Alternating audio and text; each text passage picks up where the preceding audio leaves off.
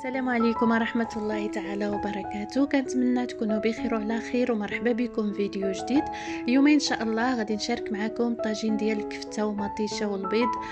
ساهل بزاف وكيوجد بسرعه، في اقل من نص ساعه غيكون واجد.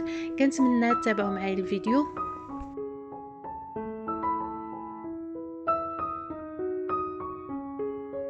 بسم الله على بركة الله. عندي نص كيلو ديال الكفته، 5 الحبات ديال المطيشه، واحد بصله محكوكه، ملعقه كبيره ديال المطيشات الحك، وشويه ديال الربيع وقزبر ومعدنوس، شويه ديال الثوم، عندي شويه د مليحه، شويه د الابزار، شويه التحميره، شويه ديال الكيمون، شويه سكينجبير، شويه ديال القرفه، راس معلقه ديال القرفه، شويه ديال الخرقوم.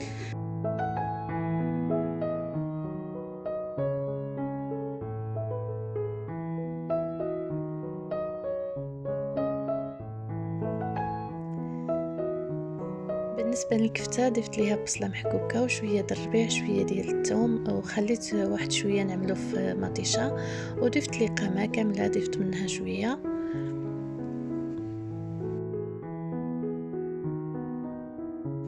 خلطت الكفته مزيان، ومن بعد عملتها كويرات صغارين، كيف ما بغيتو تعملوهم كبارين اولا صغارين اللي بغيتو. بالنسبه للمطيشه حكيتها وضفت ليها داك الربيع والثوم اللي كان بقالي، وديك ملعقه كبيره ديال مطيشه الحك، وضفت التوابل كامله اللي ذكرت ضفتها في هاد المطيشه، وضفت نص كاس ديال الزيت مخلطه، زيت نباتيه وزيت الزيتون. اذا بغيتو تعملوا حتى بصله تحكوها وتعملوها هي الاولى مع الزيت وتخليوها تشحر مزيان، عاد تضيفوا مطيشه. انا ما عملتش بصله، عملت غير مطيشه. ومن بعد خليت مطيشه طيب ودوزت هنايا غادي نعمل الكفته، غادي نشحرها في الزيت.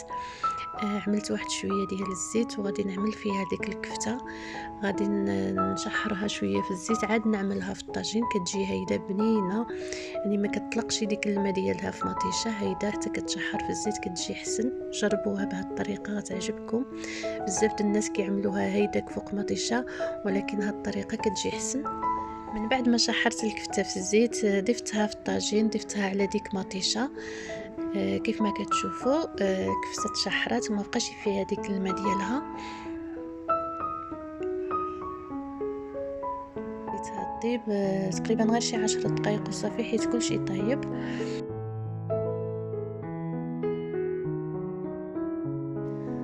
من بعد ما دازت 10 دقائق ضفت 3 البيضات وخليتها فوق البوطه 3 دقائق، غطيت عليها وخليتها 3 دقائق وطفيت عليها.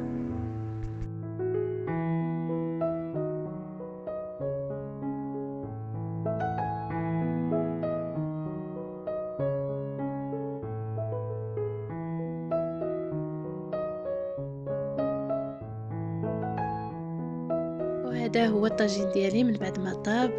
ساهل بزاف وكيوجد بسرعه، يعني في اقل من نص ساعه غيكون واجد، حيت عندنا الكفته كنشحروها بوحده والمطيشه كتكون كطيب، يعني دغيا كيوجد. كنتمنى يكون عجبكم الفيديو، والسلام عليكم ورحمه الله تعالى وبركاته.